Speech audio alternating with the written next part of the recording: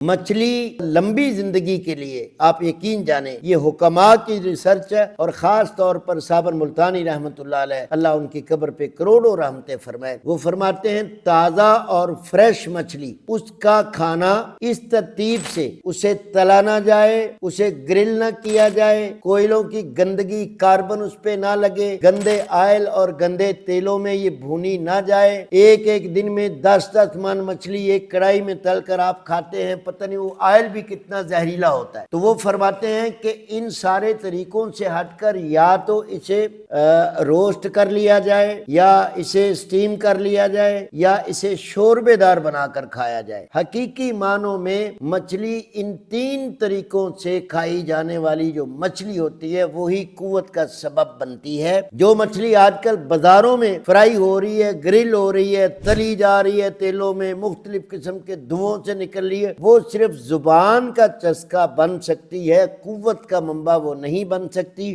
وہ پیاس کی وجہ بن سکتی ہے، لیکن آپ کو جتنے بھی مچھلی میں وٹامن ہوتے ہیں وہ آپ کو میسر نہیں ہوتے۔ مطب ابن طبیب پر free online check up کیا جاتا ہے۔ ابھی ہمارے واٹس ایپ نمبر پر رابطہ کریں اور گھر بیٹھے اپنا مزاج معلوم کریں۔ اپنے مزاج کے مطابق غذائی چارٹ یا دوا کا کورس منگوائیں۔ آئیں فطری اور قدرتی طریقہ علاج کی طرف، مطب ابن طبیب کے ساتھ۔